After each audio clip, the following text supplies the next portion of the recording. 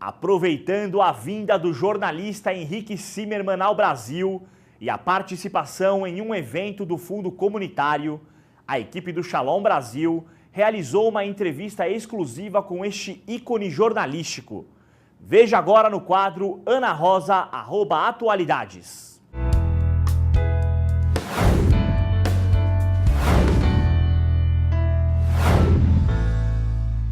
O convidado de hoje é um talentoso e premiado jornalista que se notabilizou em Israel, país onde mora, e também na Península Ibérica, Espanha e Portugal, onde ele transita com muita facilidade, sempre focando na parte jornalística e diplomática, tentando analisar, entender e tentar explicar ao público o que acontece na política, na tortuosa política de Israel e os conflitos no Oriente Médio.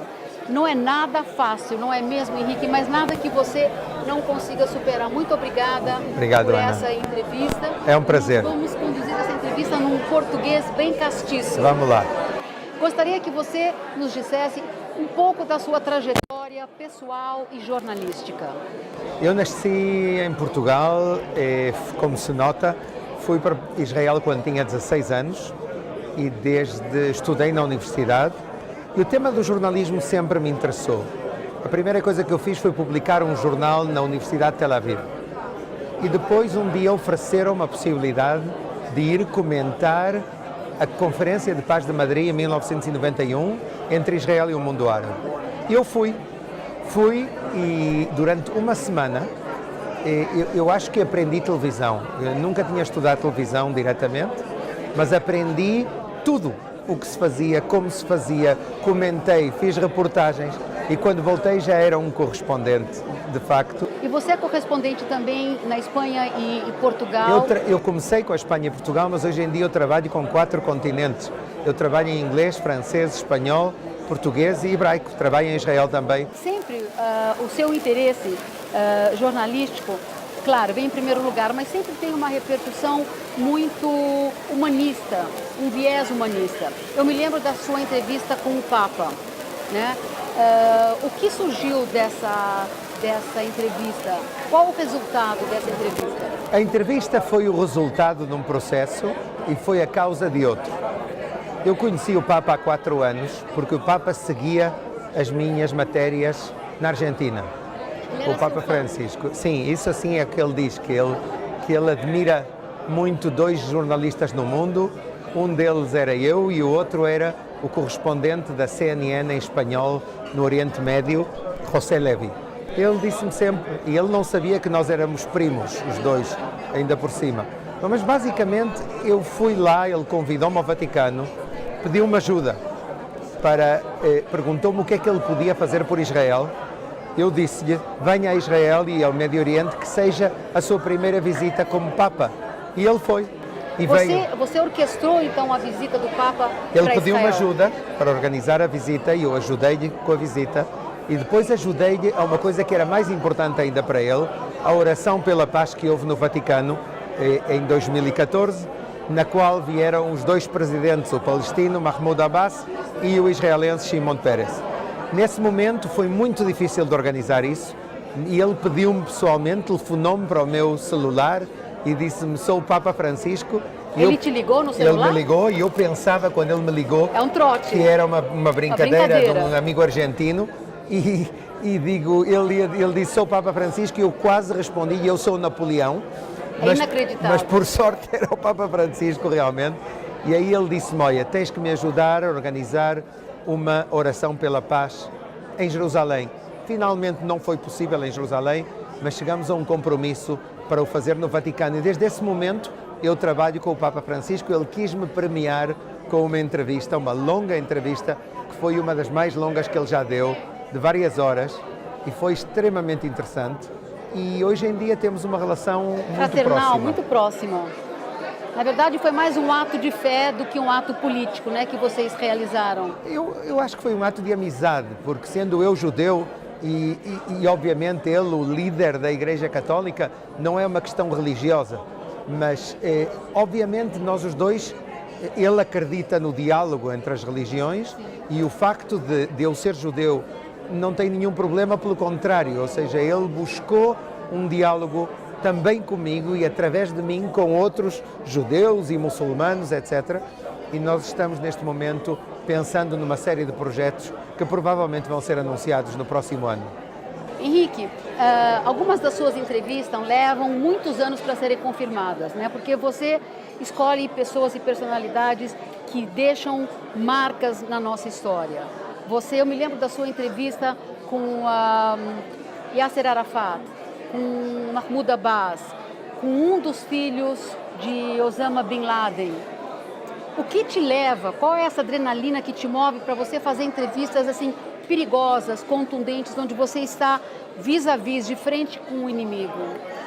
Olha, eu tudo o que fiz na minha vida, em qualquer campo no qual trabalhei, vou até ao fim. Eu não sei ficar-me pelo meio. Então, simplesmente, são coisas que vão surgindo uma detrás da outra e eu luto por elas. Citavas a entrevista do Osama Bin Laden, o filho de Osama Bin Laden. Um dos filhos, ele tem... Sim, foi o filho que foi educado para ser o líder. Sim. Ele teria que ser o líder da Al-Qaeda. Durou-me 3 anos até que consegui chegar a ele. E aonde foi essa entrevista? Foi no Catar, foi em Doha, onde ele vive, e eu tinha que ir lá para moderar uma sessão das Nações Unidas e através disto fui falando com ele e consegui convencê-lo. Foi duro, foi difícil, mas finalmente ele aceitou e hoje em dia temos uma relação de confiança. Você continua conversando viu com agora ele? No mês de novembro passado. E qual a relação dele com o pai? Você conseguiu? Não, ele deixou o pai. Ele deixou o pai em véspera dos atentados do 11 de setembro. Henrique, numa recente viagem a Washington, Bibi Netanyahu, primeiro-ministro de Israel, falando na AIPAC, né? Ele foi aplaudido, ele falou da cooperação entre ambos os países, Estados Unidos e Israel, e ele foi aplaudido, ele é aplaudido e é considerado um herói nos Estados Unidos. Agora ele volta para Israel e ele é completamente desprezado, rejeitado pela maioria.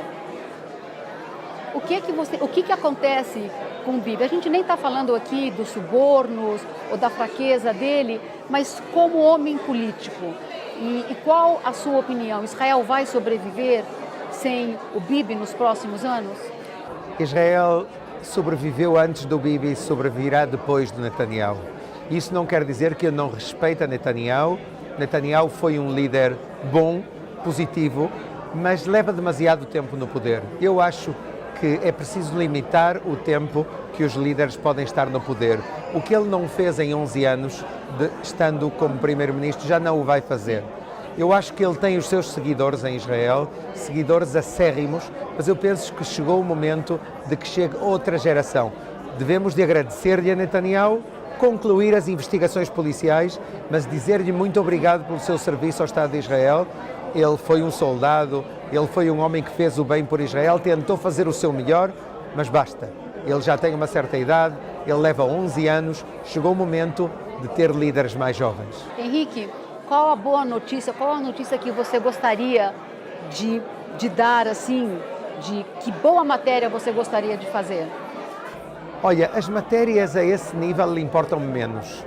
Obviamente a paz, obviamente afirmar um acordo de paz, mas interessa-me sobretudo, como cidadão de Israel, o que vou deixar aos meus filhos, aos meus netos, às próximas gerações.